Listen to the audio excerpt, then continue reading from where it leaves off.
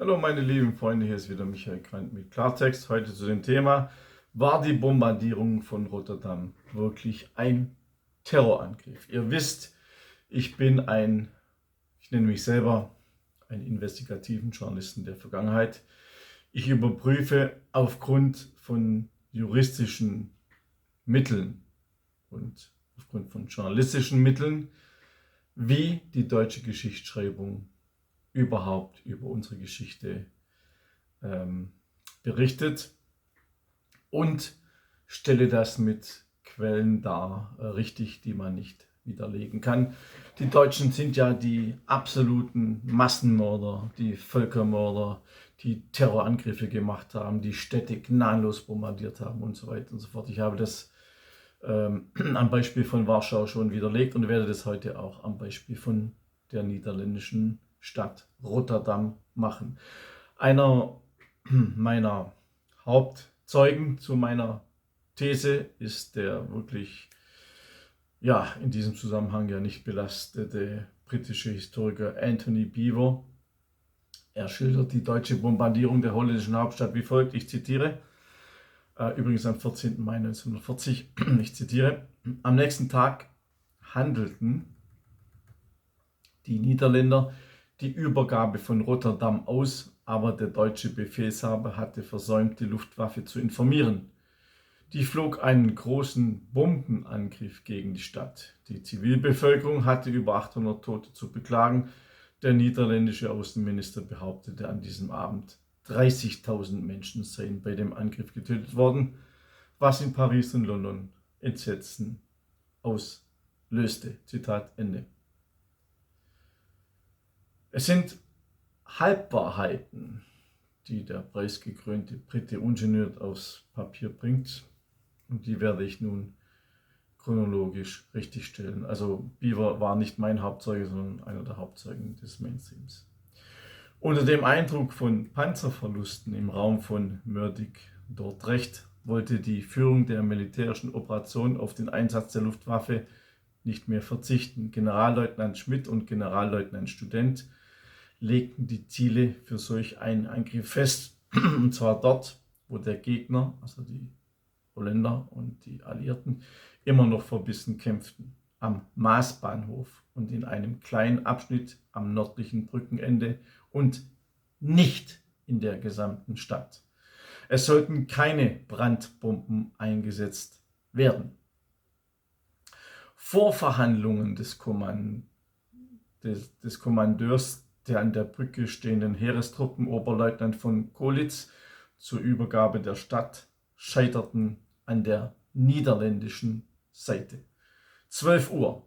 Generalleutnant Schmidt stellte dem Kommandanten von Rotterdam, Oberst Scharow, in dieser Lage ein Ultimatum. Daraufhin erschien ein niederländischer Parlamentär an der Rotterdamer Straßenbrücke und wies darauf hin, dass das Ultimatum keine Unterschrift trage und dass der Stadtkommandant deshalb nichts unternehmen könne. Oberst Scharow wusste um die strategische Bedeutung seiner Position, die den Vormarsch der Deutschen nach Norden verhinderte. Deshalb wollte er durch immer neue Verhandlungen Zeit gewinnen. Die Wehrmacht hingegen stand unter Zeitdruck, denn ohne die Einnahme der wichtigen Wilhelmsbrücke würde sich der Feldzug verlängern, dem holländischen Widerstand stärken und zu höheren Verlusten führen. Verzweifelt sprachen die Unterhändler auf den Holländer ein, doch dieser zögerte immer noch. Hermann Göring persönlich gab dann den Angriffsbefehl auf einen dreieckigen Zipfel Rotterdams, der unmittelbar an den nördlichen Brückenkopf der Wilhelmsbrücke angrenzte. Von der Lückenhistorie verschwiegen: in den Häusern jenes Gebietes hatten sich nämlich die niederländischen Scharfschützen verschanzt. Wichtig zu wissen. 13.25 Uhr, deutsche Bomber in 2 Kampfformationen starteten von Delmenhorst aus. Allgemein wird dies in der Mainstream-Historie als Beginn des Terrorangriffs auf Rotterdam umschrieben. Ähnlich wie bei der Bombardierung von Warschau, ich habe ein Video darüber gemacht, habe ich schon gesagt, werden auch hier wichtige Hintergründe verschwiegen. Zum Beispiel: Generalleutnant Schmidt gewährte einen weiteren Aufschub, und zwar bis 16.20 Uhr. Gleichzeitig ließ er einen Funkspruch absetzen, dass die deutschen Bomber auf den Flugplätzen in Deutschland verbleiben sollen. Doch dieser Funkspruch, der eigentlich über die Luftflotte 2 laufen sollte, kam nicht rechtzeitig durch. Der Grund: Die Funker in den Bombern hatten wie vor jedem Angriff die Schleppantennen bereits eingefahren. Der Stabschef der Luftflotte 2 sprang in ein Jagdflugzeug, startete und raste mit Höchstgeschwindigkeit hinter dem Bomberverband her. Aber er erreichte ihn nicht mehr. Am südlichen Brückenkopf der Wilhelmsbrücke standen Generalleutnant Schmidt und der Fallschirmjäger General Kurt Student und schossen rote Leuchtsignale in den Himmel, die die Bomber zum Abdrehen auffordern sollten. Doch der Qualm des Kampfes verhinderte, dass die Piloten die Signale sahen. So kam es, wie es nicht kommen sollte. 100 Bomber, die von ihren Flugplätzen in Delmenhorst und Gütersloh gestartet waren, erreichten gegen 15 Uhr in 2 Angriffsgruppen das genau vermessene Dreieck nordwestlich der Rotterdamer Brücken. Vergebens versuchten Generalleutnant Student und Generalleutnant Schmidt noch einmal die anfliegenden Bomber zu stoppen. Leuchtkugeln wurden abgeschossen, aber es war bereits zu spät. Um 15:05 Uhr überquerten die Flugzeuge der ersten Angriffsgruppe des Kampfgeschwaders 54, Oberst Lackner Dimas.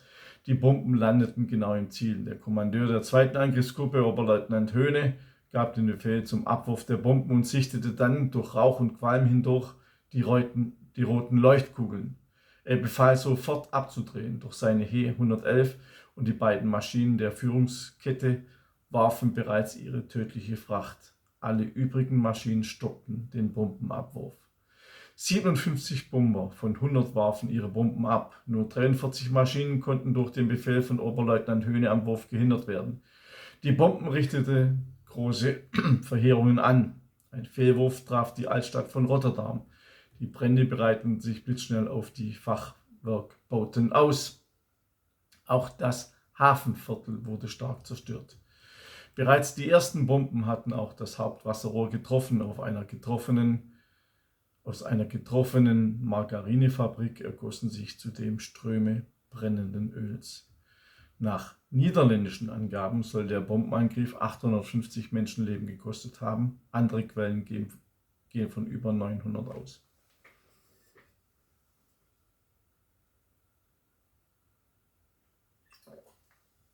Sorry, ich musste mehr trinken. Nachdem niederländische Truppen in Rotterdam entschiedenen Widerstand geleistet hatten, war für die Stadt Artikel 25 der Haager Landkriegsordnung entfallen. Somit war Rotterdam zu einer verteidigten Stadt geworden, die angegriffen werden durfte. Laut Kriegsrecht war Rotterdam damit also keine offene Stadt und durfte daher bombardiert werden. Rotterdam war nach dem Kriegsrecht ein reguläres Kriegsziel, nachdem holländische Truppen sich darin verschanzt hatten und energischen Widerstand leisteten. Auch der britische Luftkriegshistoriker Noble Frankland erklärte, dass die Bombardierung der Stadt nach dem 1940 gültigen Kriegsrecht zulässig gewesen sei. Nach dem Bombenangriff führte Oberst Charow dann schließlich doch Kapitulationsverhandlungen. Er hätte sich die vielen toten Zivilisten ersparen können, wäre er früher auf die deutschen Vorschläge eingegangen. Ebenfalls vom Mainstream verschwiegen: Nach Kriegsende wurde Kurt Student am 28. Mai 1945 festgenommen. In einem im Mai 1946 vor einem britischen Militärgericht in Lüneburg durchgeführten Verfahren wegen Kriegsverbrechens wurde Student am 10. Mai zu 5 Jahren Gefängnis verurteilt. Doch weigerte sich der zuständige Gerichtsherr, General Galloway, das Urteil zu bestätigen, weil Student für seine untadelige Haltung bekannt war. Im Herbst 1947 beantragte Griechenland seine Auslieferung. Im Jahr 1948 wurde Student nach einer erfolgreichen Berufung aus der Gefangenschaft entlassen.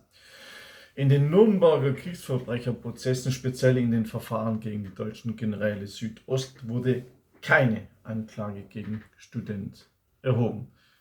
Somit also die Tatsachen, alles hier in meinen beiden Büchern, also Viertel eine Korrektur, Band 4, Kriegsausbruch, und Band 5 über den Feldzug die Niederlande dokumentiert. Die Links sind wieder unten angegeben. Also, war es ein Terrorangriff oder nicht? Ich habe es euch klar gemacht, dass es nicht so war, wie man es uns beibringt. Abonniert mich auch auf Telegram. Ich wünsche euch alles Gute, bis zum nächsten Mal.